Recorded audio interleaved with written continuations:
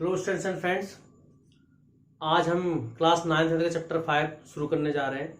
Chapter का नाम है यूक्लिड का ज्यामितीय परिचय। तो यूक्लिड जी के बारे में जानेंगे। पहले यूक्लिड जी कौन थे। यूक्लिड जी ने ज्यामिति के बारे में बहुत सारे सूत्र, किताबें लिखी, बहुत सारी जानकारी दी, जैसे मापन है, डायमेंशन है, आकार है, आकृति है, कोण है, इन सब के बारे में बताया। इस चैप्टर में जो यूक्लिड जी ने बताया है, यूक्लिड जी ने कुछ चीज़ों को सिद्ध नहीं किया था, उन्होंने मान लिया था अपनी कल्पना में कि ये चीज़ें सत्य हैं। जैसे कि सूर्य पूर्व में उगता है, तो सूर्य पूर्व में उगता ही सत्य है, इसको प्रूव करने की जरूरत तो है नहीं। इसी तरीके से उन्होंने दो चीज़ दी थी, एक अभिगृहित और एक अभिधारणाएं। तो अभिगृहित ज़्यादातर सामान्य गणित में यूज होती है और अभिधारणाएं ज्यामिति में यूज होती है। सबसे पहले हम पढ़ेंगे अभिगृहित क्या होता है। तो 7 अभिगृहित उन्होंने बताए थे, जिसमें पहला अभिगृहित है वे वस्तुएं जो एक ही वस्तु के बराबर हों, एक दूसरे के बराबर होती हैं। कोई भी दो वस्तुएं, जैसे कि मान लेता हूं x है, ठीक है, ये क्या है, कोई भी दो वस्तु के बराबर है।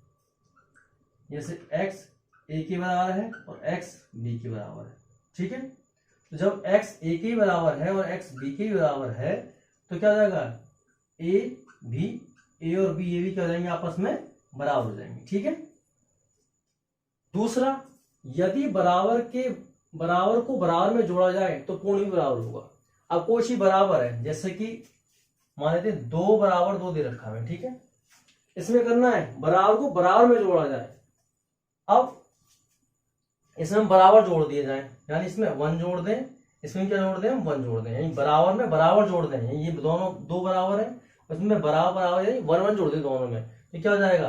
तो ये कह रहा है जो आंसर आएगा पूर्ण भी क्या होगा, बराबर होगा। तो पूर्ण भी बराबर होगा, तो ये भी क्या हो गया, बराबर हो गया, ठीक है। दूसरा नंबर था। तीसरा विकल्प में हमसे कह रहा है यदि बराबर को बराबर में घटाया जाए तो शेषफल भी बराबर होगा। बराबर को बराबर में घटाया जाए, यानी यहाँ पे मान लेते हैं 5 है और बराबर में भी क्या मान लेते हैं 5 है। इन बराबर में बराबर घटाना है, यानी इसमें भी 2 घटा दो और इसमें भी 2 घटा दो, 2 घटा देते हैं तो क्या बचेगा 3, और इधर क्या बचेगा 3। तो बराबर में बराबर घटाएंगे तो शेषफल क्या बचेगा, बराबर बचेगा, ठीक है। तीसरा नंबर कंप्लीट हो गया। चौथा देखते हैं। चौथे में कह रहा है वे वस्तुएं जो परस्पर संपाती हो एक दूसरे के बराबर होगी।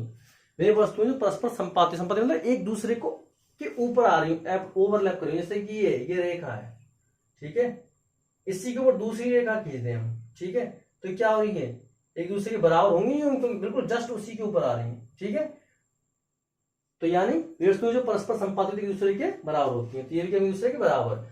जैसे मान लेते हैं हमने ये लिया ए बी एक लाइन ली, इसी के ऊपर हमने ली सी डी, बिल्कुल इतनी ही लंबाई की सी डी, ठीक है। तो ए बी और सी डी क्या हो जाएंगे, सब बराबर होंगे नहीं होंगे, तो ये क्या होंगे, संपाती होंगे। 5वां है पूर्ण अपने भाग से बड़ा होता है।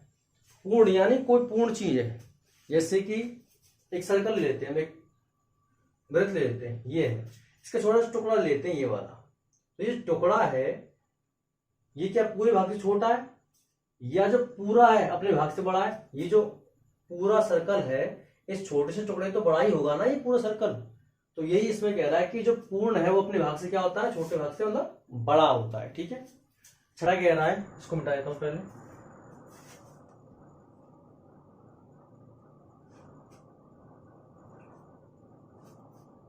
छठा कह रहा है एक ही वस्तुओं के दुगने परस्पर बराबर होते हैं, यानी x है मान लेते हैं, ठीक है, इसका दुगना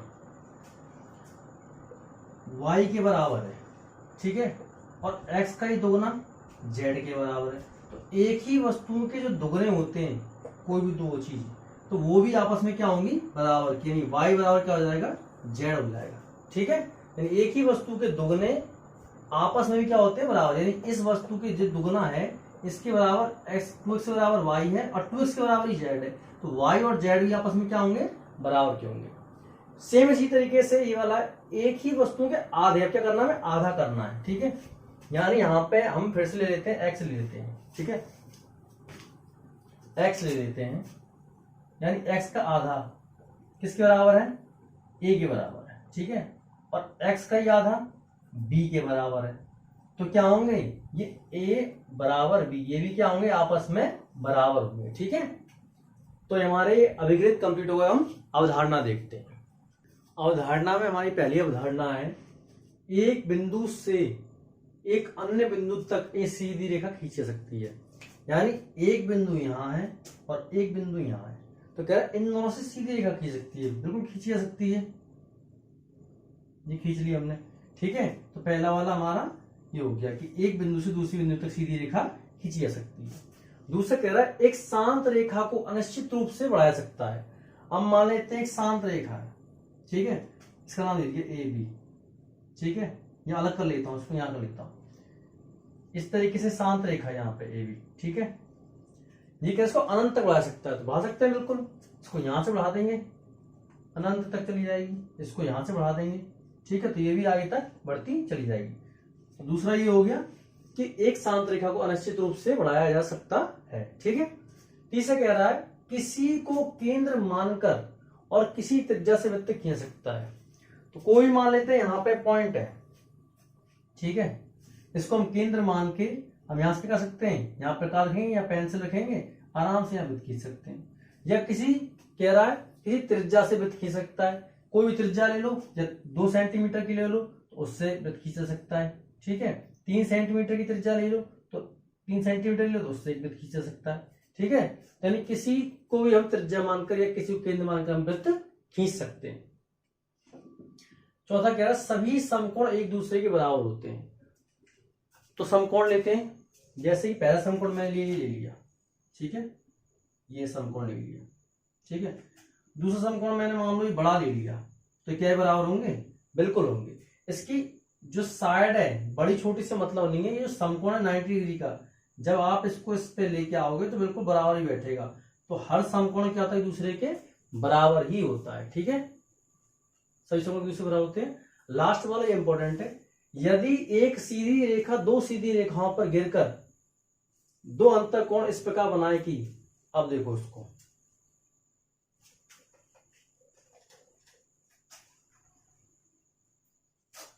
यदि एक सीधी रेखा दो सीधी रेखाओं पर गिरकर, ये दो सीधी रेखा है, ये हमने मान लिया, ठीक है।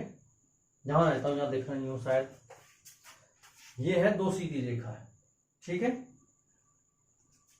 एक सीधी रेखा दो सीधी रेखाओं पर गिरकर, यानी एक सीधी रेखा इस पर गिर रही है, इस तरीके से मान लो गिर रही है, ठीक है।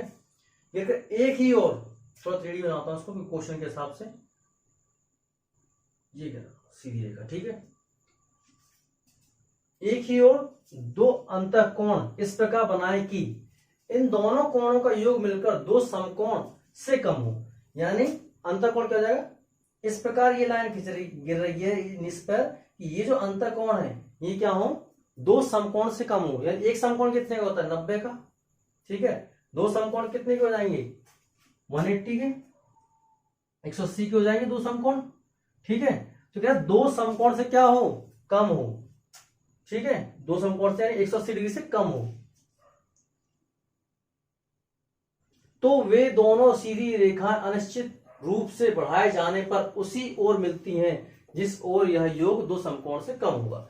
मैंने अगर मान लेते हैं यहाँ पे ये दोनों मिला के 180 डिग्री नहीं हो रहे, 175 डिग्री हो रहे, तो इन दो रेखाओं के जब आप आगे जाके मिलाएंगे तो ये क्या होगी? एक दूसरे को आगे जाके मिल जाएंगे, यानी काटेंगे एक दूसरे को, ठीक है।